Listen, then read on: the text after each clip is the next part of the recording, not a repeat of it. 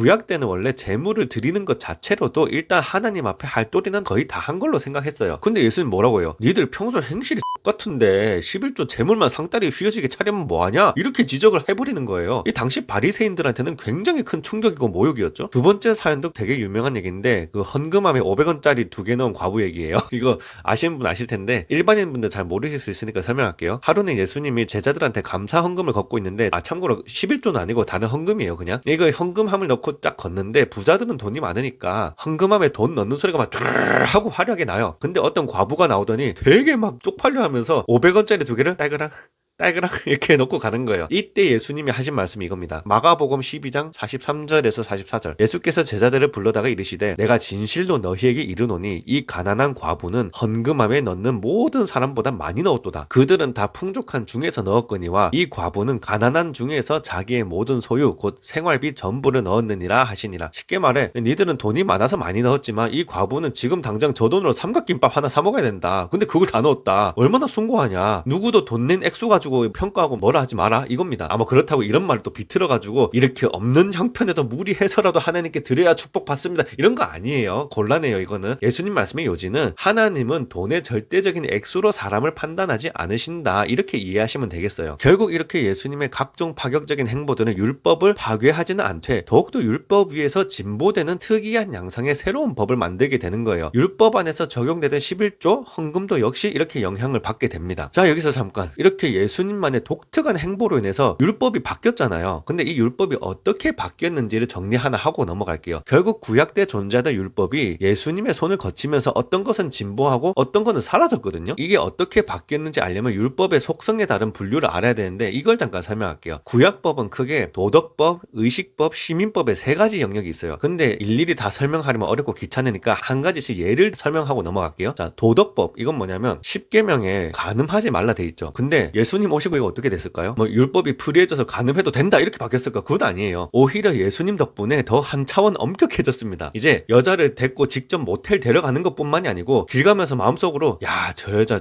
섹시하네. 모텔 한번 데려갔으면 좋겠네. 이렇게 생각만 해도 죄라고 하셨습니다. 두 번째 의식법. 이거는 뭐냐면 구약 시대 때 하나님께 제사 드리던 거랑 각종 절기 지키던 예법을 말하는 거예요. 이거는 예수님께서 십자가에 돌아가시고 초대교회가 시작되면서 완전히 폐지됩니다. 왜냐면 예수님이 직접 얘기하셨거든요. 대표적인 근거 하나 들자면 다음에 있습니다. 요한복음 4장 23절. 아버지께 참되게 예배하는 자들은 영과 진리로 예배할 때가 오나니 곧 이때라. 아버지께서는 자기에게 이렇게 예배하는 자들을 찾으시느니라. 즉 구약 때까지는 제사로서 하나님께 예배드렸는데 이제는 믿는 자들 우리가 직접 제물이 돼서 예배드리면 된다 이거죠. 지금의 예배가 딱 그렇지 않습니까? 우리가 제사 안 드리고 예배 몸만 다녀와도 되는 거 예수님 덕분이에요. 예수님 아니었으면 주일 예배 가면서 등에 양 한 마리 뭐 들쳐매고 포도주 박스 낑낑대면서 들고 가야 된다고. 얼마나 감사합니까? 자, 세 번째 시민법. 이거는 쉽게 말하면 종교법이라기보다는 이스라엘 자체의 형법, 민법, 사회복지법 이런 약간 세속적인 법의 집합체예요. 예수님 돌아가신 후에 서서히 사라졌고 지금은 고대 이스라엘 시기도 아니기 때문에 현재는 지키지 않고 참고만 하는 정도입니다. 즉 요약하자면 예수님으로 인해서 도덕법은 한 차원 높아졌고 제사 지내는 의식법은 사라졌고 시민법은 참고사항 정도로만 남게 되었다. 이 정도로 요약할 수 있겠습니다. 그러면 11조는 어디에 해당하나요? 세 가지에 다 걸치고 있어요. 첫 번째 도덕법의 속성. 11조 자체가 우상을 숭배하지 않고 하나님을 섬기겠다는 마음의 의지를 보이는 행동이기 때문에 그러합니다. 두 번째 의식법의 속성도 있어요. 11조는 철저하게 제사 규례에 따라서 일정한 품목에 의해서 정해진 것을 드렸습니다. 세 번째 시민법. 11조의 사용에 있어서 각종으로 규정된 율법 조항들이 또 있었어요. 자, 그런데 예수님으로 인해서 사실상 의식법과 시민법이 폐지된 거나 마찬가지잖아요. 그러면 도덕법 개념의 11조만 남았다고 보시면 되는 거예요. 즉 물질을 들이되 드리는 마음과 평소의 행실까지 모두 중요해지는 차원까지 왔다 이거예요. 이거를 모두 갖춰서 드려라. 이게 강조된 거예요. 그러면 실제로 예수님 이후에 초대교회 시절 이 11조가 어떻게 행해졌냐? 일단 11조를 해야 하는 주기는 딱히 정해져 있지 않았어요. 뭐 한 달에 한 번 이런 거 없어요. 딱히 10분의 1이라는 규정도 없었어요. 심지어 그냥 전 재산을 내는 성도도 있었어요. 그리고 강제가 아니고 성도들의 자발적인 마음에서 출발해서 이루어졌습니다. 결과적으로는 신앙을 기반으로 한 나눔 공동체 같은 성격으로 시스템이 돌아갔어요. 이거를 살펴볼 수 있는 성경 구절 몇 개 볼게요. 사도행전 2장 44절에서 45절. 믿는 사람이 다 함께 있어 모든 물건을 재산을 서로 통용하고 또 재산과 소유를 팔아 각 사람의 필요를 따라 나눠주며 사도행전 4장 32절에서 35절 믿는 무리가 한 마음과 한 뜻이 되어 자기 소유를 조금이라도 자기 것이라 하는 이가 하나도 없고 모든 것을 공동으로 사용하더라. 밭이나 집 있는 자는 팔아서 그 값을 가져다가 사도들의 발 앞에 두매 사도들이 각 사람의 필요를 따라 나눠주니라. 자, 마지막 고린도후서 9장 6절에서 7절 각각 그 마음에 정한 대로 할 것이요 인색함으로나 억지로 하지 말지니 하나님은 즐겨내는 자를 사랑하시느니라. 야, 이거 현대 자본주의 체제 관점에서 볼 때 경쟁도 없고 착취도 없는 너무 따뜻하고 이상적인 경제 공동체의 모습 아닙니까? 초대교회 시절의 11조는 이렇게 돌아갔다는 거예요. 야, 여기서 잠깐 그렇다고 이 인문학이나 정치 관심 있으신 분들 이거를 또 마르크스의 공산주의랑 헷갈리시면 안 됩니다. 자, 가진 자의 것을 나누어서 어려운 자도 함께 더불어 살자라는 겉모습이 비슷해 보이기는 한데 어마무시한 차이점이 있어요. 초대교회의 나눔 공동체는 사상적인 시작점이 하나님 사랑, 이웃 사랑에서 시작하는 것이고 사랑을 기반으로 해서 개인의 자발적인 기부로 돌아가는 시스템입니다. 반면에 마르크스의 공산주의는 사상적인 시작점이 계급 투쟁론이에요. 즉 부르주아는 나쁜 놈들, 노동자는 착한 사람들 이렇게 양편을 갈라가지고 한쪽을 악당으로 일단 몰아세운 다음에 시작한다고. 그러니까 노동자가 부르주아를 폭력을 써서라도 타도하고 재산을 뺏어가지고 다 같이 나눠 갖는 평등을 이루자. 이게 핵심 메시지예요. 초대교회는 사랑의 마음에서 출발하는데 마르크스는 상위 계급을 악당으로 딱 찍어서 두들겨 패야 될 존재로 보고 시작하는데 이게 어떻게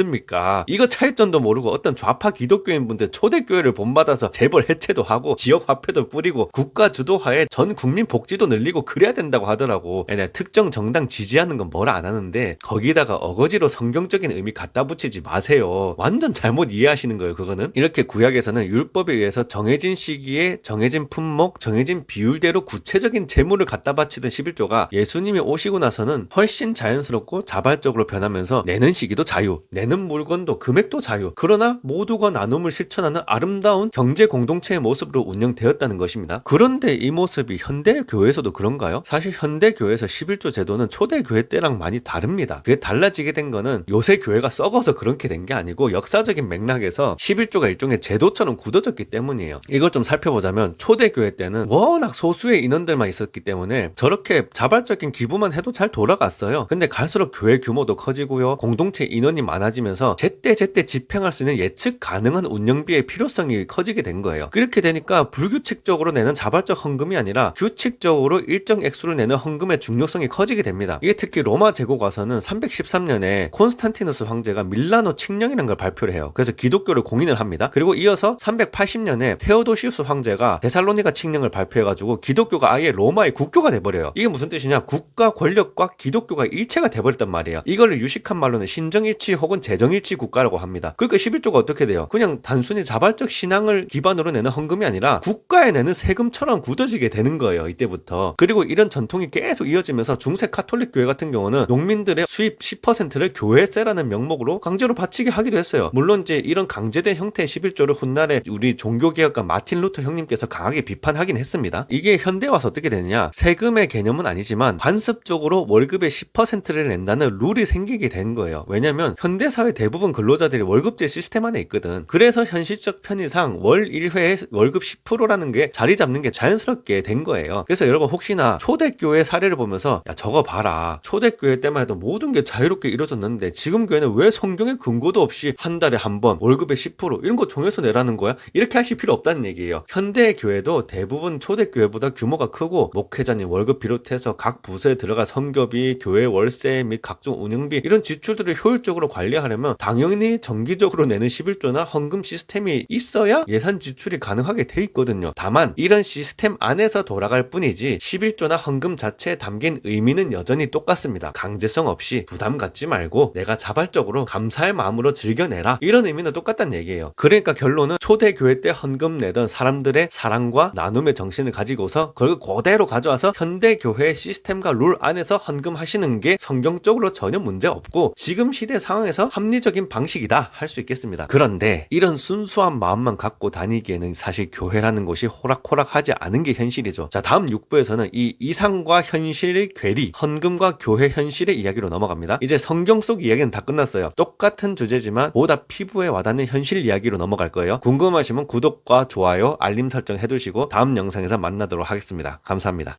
지식과 통찰이 있는 기독교 교양 채널 진이의 사세경구실